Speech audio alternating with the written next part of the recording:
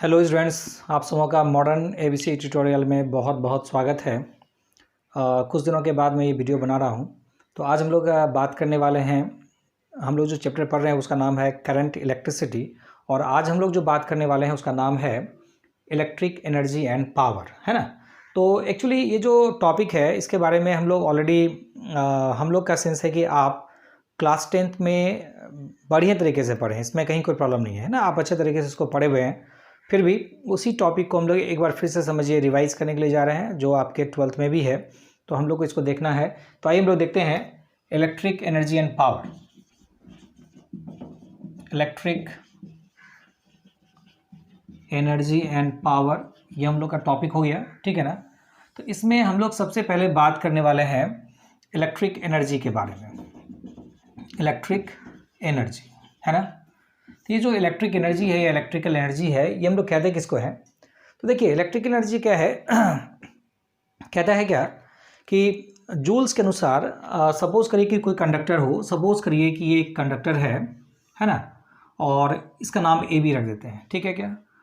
और इसका जो रेजिस्टेंस है वो सपोज करिए कैपिटल आर है, ठीक है ना, और यहाँ से करंट आई पास हो रहा है, ठीक है, और इसके अक्रॉस जो पोटेंशियल डिफरेंस है वो भी है, ठीक है ना। हम लोग कह रहे हैं कि एक कंडक्टर ए बी है जिसका रेजिस्टेंस आर है और उससे आई करंट फ्लो कर रहा है, ठीक है, और इस कंडक्टर के अक्रॉस जो पोटेंशियल डिफरेंस है वो भी है। तो हम लोग यहाँ पर जूल्स के अनुसार हम लोग बात करने वाले हैं। जूल्स लॉ कहता है क्या है, ठीक है ना। तो देखिए कह रहा है according to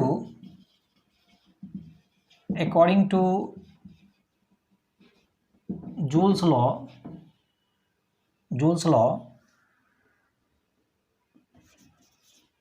the electrical energy can be defined as the amount of heat produced in a conductor of resistance R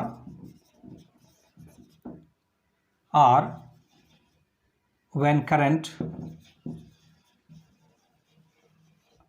I flows through it for a given time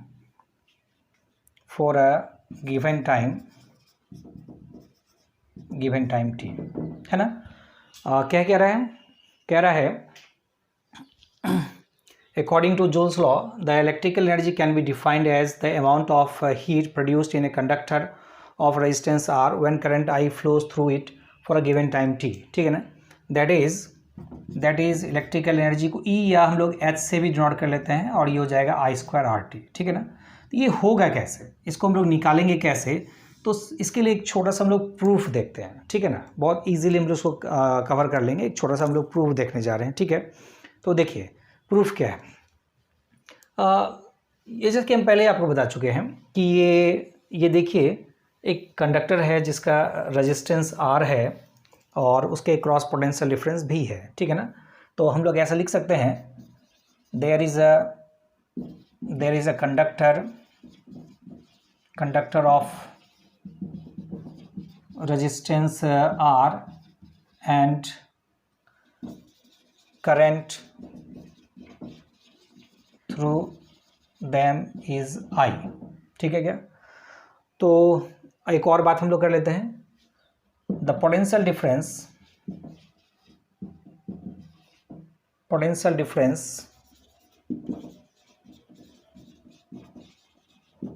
across the conductor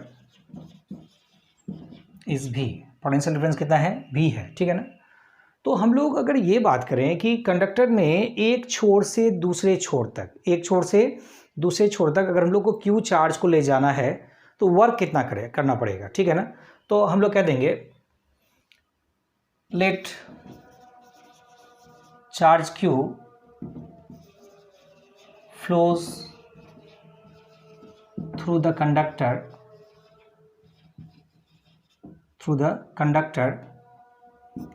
then I equals to क्या हो जाएगा, Q/T।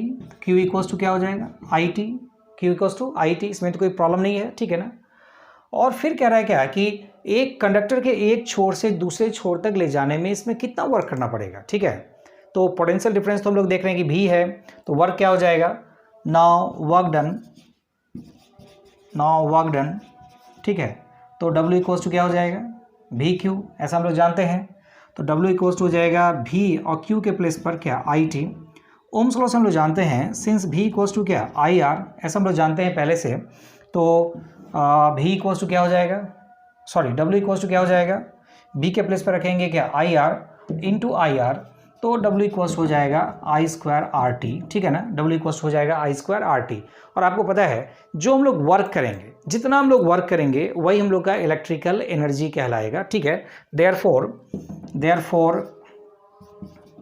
Electrical energy E equals हो जाएगा I² RT, ठीक है ना। यही formula हो गया हम लोग का, और ये हम लोग जूल्स लॉ के अकॉर्डिंग डायरेक्ट भी लिखे थे, ठीक है। थोड़ा सा हम लोग इसको और आगे बढ़ा लेते हैं। मैंने कहा कि आप इसको ऑलरेडी 10th में पढ़े हैं, थोड़ा बहुत कहीं ना कहीं पढ़े हैं, तो हम लोग इसको प्रूफ करके दिखा रहे हैं। वहाँ पर प्रूफ नहीं होता, हम लोग इसको प्रूफ करके दिखा रहे हैं। तो हम लोग थोड़ा सा इसको और न्यूमेरिकल के पॉइंट ऑफ व्यू से इसको तोड़ मरोड़ लेते हैं, ठीक है। तो हम लोग जानते हैं सिंस I इक्वल्स टू क्या V/R, पता है आपको। तो therefore E equals to energy जो है, एनर्जी इक्वल्स टू क्या हो जाएगा, तो I के प्लेस पर हम लोग कह देंगे V/R यानी V²/R² इंटू क्या RT। एक R को आप कैंसिल कर दीजिए, E इक्वल्स हो जाएगा V²/R इंटू T। इस फॉर्मूला का भी यूज़ हम लोग कर सकते हैं इलेक्ट्रिकल एनर्जी निकालने के लिए, ठीक है ना। कोई प्रॉब्लम तो है नहीं, बहुत आसान है, बहुत आसान है, ठीक।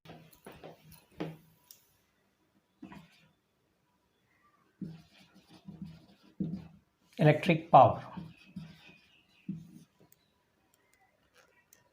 ठीक है। तो किसको कहेंगे हम लोग इलेक्ट्रिक पावर, बड़ा आसान है। पावर का डेफिनेशन हम लोग पढ़े थे work energy power class 11th में। The rate of doing work is called power, ठीक है। यहाँ पर बस उसी को थोड़ा सा अलग हम लोग तरीके से कहेंगे, the rate of doing electrical work, the rate of doing electrical work is called electric power, is called electric power. The rate of doing electrical work is called electric power, ठीक है ना। तो that is हम लोग कह सकते हैं electric power equals to electrical work upon time। जब रेट कर रहे हैं तो टाइम से हम लोग डिवाइड करेंगे, इलेक्ट्रिकल वर्क अपॉन टाइम, ठीक है। तो power P equals to work को हम लोग W और टाइम को T, या इसको हम लोग एनर्जी बोल दीजिए, जो वर्क करेंगे वो तो एनर्जी ही कहलाएगा। तो वह एनर्जी कितना निकाले थे हम लोग, I² RT अपॉन T, तो T कैंसिल हो गया, तो पावर इक्वल्स हो जाएगा I² R, है ना। और 10th में मैंने कहा कि आप सब कुछ पढ़े हैं, तो हम लोग इस फॉर्मूला को कई तरीके से यूज कर सकते हैं, डिपेंड करता है कि क्वेश्चन में आपका क्या दिया हुआ है, ठीक है ना। तो अगर हम लोग इलेक्ट्रिकल पावर निकालना चाहते हैं, आपके पास करंट एंड रेजिस्टेंस है, तो हम लोग डायरेक्ट यहाँ से निकाल लेंगे, कोई प्रॉब्लम नहीं है। लेकिन अगर ऐसा नहीं है तो हम लोग कह देंगे सिंस V इक्वल्स टू क्या IR, तो I इक्वल्स टू क्या हो जाएगा V/R। Therefore power equals to I के प्लेस पर हम लोग लिख सकते हैं V²/R² इंटू R। नहीं, यहाँ I² है तो यहाँ पे स्क्वायर कर दिए, एक R कैंसिल कर दीजिए आप, तो पावर इक्वल्स टू हो जाएगा V²/R। एक और फॉर्मूला आ गया आपके लिए, है ना। एक और चीज़ हम लोग कर सकते हैं क्या, अगर बाय द वे V और R आपको मालूम नहीं है तो हम लोग कह सकते हैं since R equals to V/I, है ना, V/I। Therefore power equals to क्या हो जाएगा, तो I² तो रहने ही देते हैं, और इस R के प्लेस पर हम लोग लिख देंगे V/I, तो एक I कैंसिल हो गया, तो पावर इक्वल्स टू क्या हो गया VI, है ना। इसी को हम लोग कहते हैं इलेक्ट्रिक पावर। बड़ा आसानी से हम लोग निकाल सकते हैं कोई भी फॉर्मूला, कोई प्रॉब्लम इसमें नहीं है, ठीक है। समझ रहे हैं ना, बिल्कुल समझ रहे होंगे आप, ठीक है। और मुझे लगता है कि पढ़ने में आप लोग का मन थोड़ा सा कम लग रहा है, थक गए हैं ना लॉकडाउन में रहते रहते, ठीक है। लेकिन कोई नहीं, लॉकडाउन तो सबके लिए है, काम हम लोग भी कभी कभी थक जाते हैं, तबीयत थोड़ी सी नासाज हो गई थी तो वीडियो बनाने में थोड़ा सा लेट हो गया, चलिए कोई बात नहीं है। तो हम लोग फिर इसमें आगे बढ़ रहे हैं। पावर इक्वल्स हो गया VI। SI यूनिट के बारे में बात करें, ठीक है। तो SI यूनिट क्या हो जाएगा इसका, SI यूनिट, है ना। इसको हटा लेते हैं हम लोग, यहाँ लिख लेते हैं, इसको इरेज कर लेते हैं।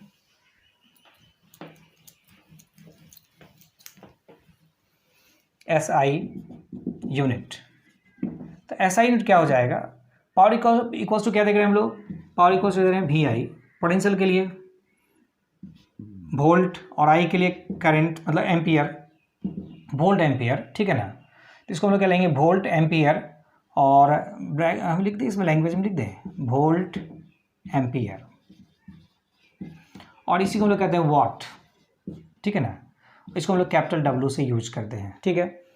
लेकिन आपको मैं बताऊं कि वाट बहुत ही छोटा यूनिट है। जैसे हम लोग फ़ैन यूज़ करते हैं 40 वाट 60 वाट अप्रॉक्स है, बल्ब यूज़ करते ट्यूब यूज़ करते हैं वो 60 वाट का है, बल्ब यूज़ करते हैं 5 वाट 9 वाट, जो LED आजकल आ रहा है 12 वाट 14 वाट इस तरह से, है ना। पहले ज़माने में जो बल्ब हुआ करता था 40 वाट तो कम ही, 60 वाट और 100 वाट का होता था, तो वाटेज तो बहुत कम हो गया है। तो क्या है कि वाट बहुत ही छोटा यूनिट है। अगर हम लोग 100 वाट का बल्ब यूज करते हैं इट मीन्स 100 टाइम्स ऑफ 1 वाट, ठीक है क्या। तो क्या करेंगे हम लोग, कहते हैं कि watt is a very small unit, watt is a very small unit, very small unit, so we often use kilowatt, KW से नोट कर सकते हैं, मेगावाट MW से नोट करेंगे, गीगावाट GW से नोट करेंगे, टेरावाट एट्सेट्रा करते हैं एट्सेट्रा, बहुत सारा हो गया, ठीक है। तो वाट बहुत ही छोटा यूनिट है, इसलिए हम लोग किलोवाट मेगावाट गीगावाट इन सारी चीज़ों का यूज़ करते हैं, ठीक है ना। एक और बात हम आपसे कह दें, another unit, another स्टार देख लिख देते हैं, another unit of electric power is HP। HP का मतलब हो गया horse power, horse power, horse power, है ना। और 1 HP इक्वल्स टू 746 वाट, ठीक है ना। ये आप ध्यान में रखेंगे, 1 हॉर्स पावर मतलब हॉर्स मतलब क्या, घोड़ा। तो घोड़ा की शक्ति नहीं बोलते इसको, हिंदी में अश्व शक्ति बोलते हैं, हॉर्स पावर। तो 1 HP इक्वल्स टू 746 वाट। जैसे हम लोग कहते हैं ना कि हम लोग के घर में जो वाटर पंप है जो पानी को ऊपर की ओर चढ़ाता है छत पर, कितना है, half HP, generally half HP use करते हैं। लेकिन अगर किसी को 2 मंजिला या 3 मंजिला पे पानी चढ़ाना हो तब उसके लिए हम लोग 1 HP का यूज़ करते हैं। उसी तरह से 2 HP 5 HP, तो HP के फॉर्म में हम लोग उसको कंसिडर किए, मतलब उसका जो मेजरमेंट है वो HP के फॉर्म में है। हम लोग मोटर का जो पावर है HP के फॉर्म में हम लोग रखे हुए हैं, ठीक है। इस तरह से आप निकाल सकते हैं, कोई प्रॉब्लम नहीं है, ठीक है ना। अब आइए हम लोग बात कर लेते हैं relation between electrical energy and power, थोड़ा सा बात और भी हम लोग कर लेते हैं, ठीक है। चलिए आगे, चलिए, relation between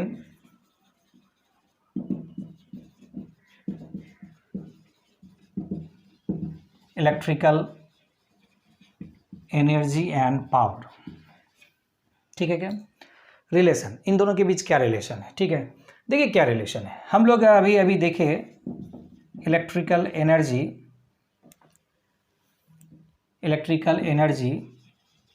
E equals to I²RT, ठीक है ना। और इलेक्ट्रिक पावर क्या देखें हम लोग, electric power P equals to I²R। तो क्या हम लोग यहाँ I²R के प्लेस पे P रख सकते हैं, देयरफॉर E इक्वल्स टू हम लोग कह सकते हैं PT, या तो ऐसे यूज कर लीजिए, या हम लोग कह सकते हैं P इक्वल्स टू क्या, E/T, आप ऐसे लिख लीजिए, है ना। तो एनर्जी और पावर में कोई खास बात नहीं है, बात फिर वही आ गया ना डेफिनेशन पर, the rate of doing electrical work is called electric power, power equals to electrical energy by time, कोई प्रॉब्लम नहीं है इसमें, ठीक है, ठीक है।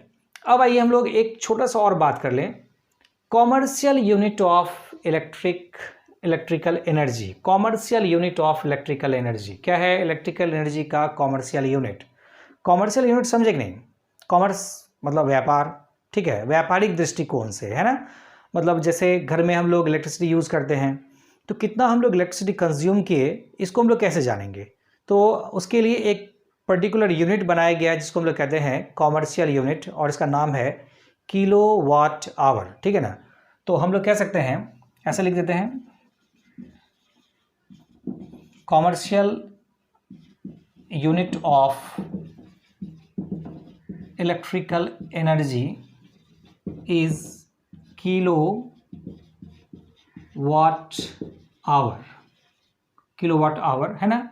इसको हम लोग शॉर्ट में KWH लिखते हैं, किलो वाट आवर लिखते हैं, ठीक है। और इसी को हम लोग कहते हैं 1 unit. Therefore 1 unit equals to कितना हो जाएगा, 1 किलो वाट आवर। अच्छा, अभी यहाँ ध्यान देंगे, ये जो किलो वाट आवर है ये किसका यूनिट है, इलेक्ट्रिकल एनर्जी का है कि पावर का है। डेफिनेटली ये इलेक्ट्रिकल एनर्जी का है, पावर का यूनिट नहीं है। कई बार एग्जाम में पूछा है, ठीक है, कई बार एग्जाम में पूछा है kilo watt hour is the unit of, choice रहता है इलेक्ट्रिकल एनर्जी, इलेक्ट्रिक पावर, ठीक है, बोथ, नन ऑफ दीज। तो आपको क्या कहना है, इलेक्ट्रिकल एनर्जी का यूनिट है किलो वाट आवर। और ये किलो का वैल्यू अगर हम लोग बात करें तो 10⁻³ लिख सकते हैं। वाट को सेकेंड में हम लोग चेंज कर लेते हैं, 3600 सेकेंड हो गया, ठीक है ना। और सॉरी, वाट तो वाट ही रहेगा, थोड़ा सा मिस्टेक हो गया, ठीक है। फिर से ये 1 तो रहने देते हैं, किलो का वैल्यू 10⁻³, वाट को रहने दीजिए, आवर को 3600 सेकेंड हम लोग बोलेंगे, ठीक है। तो ये हो जाएगा 3.6 इंटू 10⁻6 लिख सकते हैं। देखिए डेसिमल को हम लोग यहाँ ले आए तो 3 डिजिट यहाँ आ गया, 3 यहाँ है, 6, और इतना हो गया वाट सेकेंड। और 3.6 इंटू 10⁻6 वाट सेकेंड को ही हम लोग बोलेंगे जूल। यानी इतना जूल एनर्जी अगर खर्च करते हैं तब हम लोग उसको कह देंगे 1 यूनिट। और उसके लिए जो रेट फिक्स किया गया है उस रेट से आपको गवर्नमेंट को पैसा देना है, ठीक है। तो इसके लिए एक आध क्वेश्चन से हम लोग समझ सकते हैं। तो चलिए हम लोग एक क्वेश्चन बनाकर इसको क्लियर कर लेते हैं कैसे हम लोग बिजली बिल वगैरह घर का निकालेंगे, ठीक है। एक क्वेश्चन लेते हैं, है ना। क्वेश्चन है, there are 2 fan each of 60 watt, 2 bulb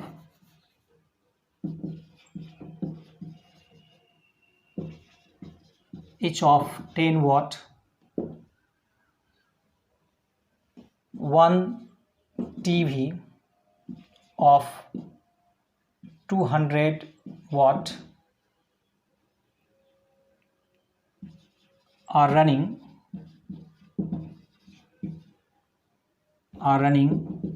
in a home. Calculate the bill for the month. Month हम लोग क्या लेते हैं, अप्रैल ले लेते हैं, 2020 if per unit cost is ₹5, ठीक है। अंदाजा ऐसा लेके चलते हैं। ऐसे तो अप्रैल में हम लोग कम ही यूज़ कर रहे हैं, लॉकडाउन है जी, नहीं घर में है तो ज़्यादा यूज़ हो रहा है, क्योंकि हमेशा पंखा के नीचे बैठे हुए हैं या कुछ ना कुछ खाना वाना अच्छा पका रहे हैं ओवन वगैरह में। खैर छोड़िए। तो क्या है कि कह रहे there are 2 fan each of 60 watt, 2 bulb each of 10 watt, 1 TV of 200 watt are running in a home. Calculate bill for the month of April 2020 if per unit cost is ₹5, है ना। तो कैसे बनाएंगे, एक छोटा सा एग्जाम्पल लेके हम आपको समझा रहे हैं। आप इसको घर में थोड़ा प्रैक्टिस कर लेंगे। आपके घर में जितना चीज़ है, अगर 10 फैन है तो 10 फैन लिखेंगे, 2 टेलीविज़न है 2 TV लिखेंगे, माइक्रोवेव ओवन है, मोटर है, इन्वर्टर है, ठीक है ना, AC लगा हुआ है, सबको आप लेंगे। मैं एक छोटा सा एग्जाम्पल बता रहा हूँ। तो यहाँ पर देखिए हम लोग ऐसा लिखेंगे, इलेक्ट्रिकल एनर्जी एकदम सेपरेट करके हम आपको बताते हैं। Electrical energy consumed bye 2 fan, ठीक है ना। तो क्या हो जाएगा, 2 × 60, 2 फैन कर देते हैं, अप्रैल मंथ का निकाल लेना। तो 2 × 60। अच्छा, एक चीज़ तो हम लोग लिखे ही नहीं, यहाँ रनिंग इन अ होम ऐसा यहाँ ऐड कर देते हैं, 10 आवर्स पर डे, एक दिन में 10 घंटा, ठीक है ना। तो 2 फैन 60 वाट का 10 आवर्स यूज होता है पर डे, और अप्रैल मंथ में 30 डेज। तो ओवरऑल कितना ये एनर्जी कंज्यूम कर लिया, जरा देखे तो ये हो गया 3 2 जा 6, अच्छा 6 3 18 दूना 36, ठीक है ना, 6 2 जा 12, 3 जा 36, 1 2 3 1 2 3, इतना हो गया वाट आवर। क्या हो गया ये वाट आवर। अभी हम लोग वाट आवर में निकाल रहे हैं, किलो वाट आवर में नहीं निकाल रहे हैं, ठीक है ना। उसके बाद electrical energy consumed by two bulb 2 into 10 watt into 10 hour into 30 days, तो क्या हो जाएगा 3 इंटू 6 6 1 2 3 वाट आवर, ठीक है ना। फिर कह रहा है क्या electrical energy consumed by one fan तो हो ही गया ना, 1 टीवी, ठीक है, और ये 1 टीवी 200 वाट 10 आवर्स 30 डेज, ठीक है। तो 6 पर कितना जीरो हो गया 1 2 3 4 वाट आवर, ठीक है।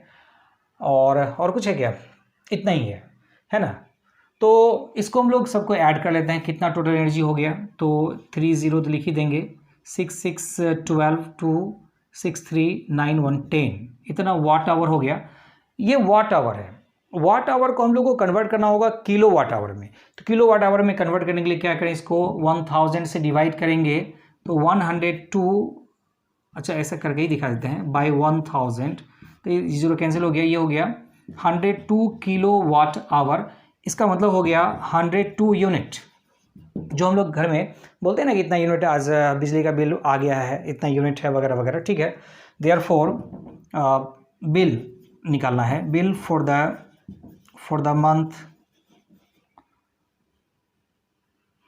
Month of April 2020 equals to क्या होगा 102 इंटू 5, तो 5 से मल्टीप्लाई करते हैं, 5 2 जा 10 और ये 1 5 1 जा 5, 510 रुपया का आपका बिल आ गया और इसको आपको पेड करना है 510 रुपया, ठीक है।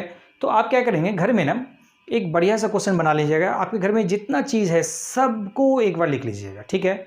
और एवरेज कितना आर यूज़ होता है उसको भी आप लिखेंगे। कोई ज़रूरी नहीं कि सभी 10 घंटा ही चलेगा, कुछ 10 घंटे चलेंगे, कुछ 2 घंटे चलेंगे, कुछ 5 घंटे चलेंगे। माइक्रोवेव ओवन है 2 ही घंटा चलेगा, AC है 5-6 घंटा चलेगा, 5-6 घंटा ही चलाना है, ज़्यादा चलाना नहीं, बिल बहुत आता है उसका, ठीक है। तो इस तरह से आप एक अच्छा सा क्वेश्चन बना करके आप घर का खर्च निकाल सकते हैं कि कितना हमारे घर का बिल आना चाहिए, ठीक है।